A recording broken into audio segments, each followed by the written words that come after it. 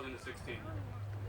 There are many things I'm looking forward to after today, but to be honest, what I'm looking forward to now is being able to say the phrase back when I was in high school. Just to quickly introduce myself, I spent my early years of life bouncing back and forth between the San Lena and the Napa Valley Unified School Districts. After my parents' divorce in 2011, my mother and I finally settled here in San Lena permanently, just as I finished up my middle school and prepared to enter high school. I'm sharing my personal journey with you today to demonstrate the impact that San Lena High School has had on my life.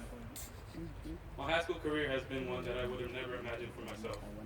Immediately after starting high school, my mother began constantly bombarding me with all these metaphors and analogies about success and failures, commitment and giving up, and dedication and drive, which at the time went in one ear and out the other. Another cliche my mom would often use. My mother, who is out here in the audience somewhere crying,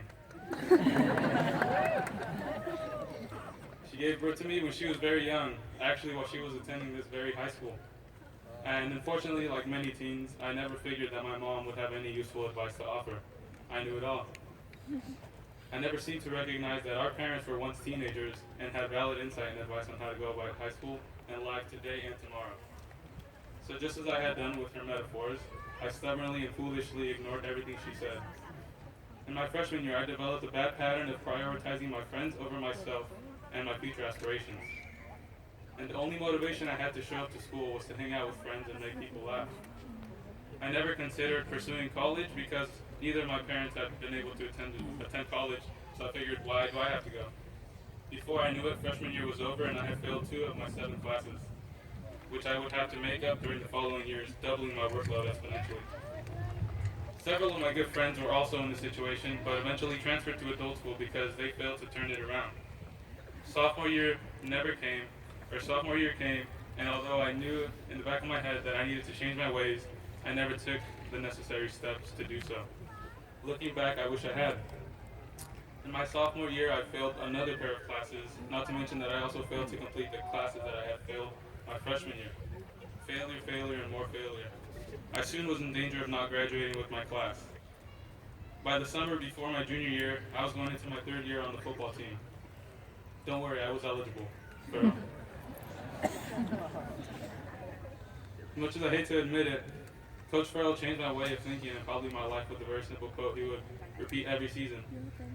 We are student athletes, and the reason you're not called athlete students is because you guys are students first and school is your first priority.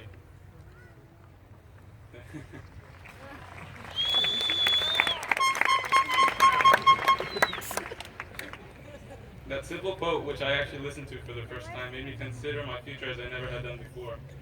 Coach Farrell made me realize that I needed to take school as seriously as I took football, actually even more serious. What I had not recognized about high school before that day was that it was preparing me for what was to come, not just a daily exercise to get me through the year. Junior and senior years sped by in the blink of an eye, but were drastically different. I was lucky enough to meet new people, who I'm glad to say had amazing influences on me. Miss Linda is one of them, and she inspired me to go out of my comfort zone and try what I previously considered to be the impossible. Another individual is my amazing best friend who ended up getting accepted into UC Berkeley. She set a high standard for me about school and about life in general. Before I knew it, I had been chosen a student of the quarter by my teachers.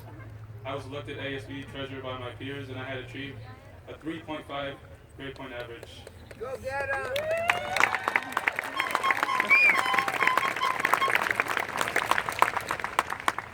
Best of all, I had proven to my very supportive mother that the encouragement and faith that she had in me was not wasted. The most surprising part in my newfound success was that I didn't have to give anything up to achieve it. I still had great friends, I still made people laugh, and I continued to play on the football team. Before I knew what hit me, I found myself applying to college. I hesitated at first, thinking I didn't deserve it, making excuses, not being able to afford it, and not even knowing where to begin. Luckily, with the help of my amazing counselor and my equally amazing best friend, I applied to 6 colleges. Although I was not accepted into my top college, and initially disappointed, wondering for a brief moment if all the work I had done was a huge waste of time, my supportive friends knocked some sense into me and reminded me that I had been accepted into 2 of my 6 colleges and had come a long way in terms of the ability to study and learn, organize myself, and succeed in difficult classes. I had made myself college ready and I needed to go. So I looked more carefully at the 2 schools I had been accepted to and decided to go through with the admissions process. With the help of my supportive teachers, my phenomenal counselor, and my incredible peers of Class of 2016, I'm proud to say that I'm going to be attending Sonoma State next year, majoring in wine business. Go Seagulls.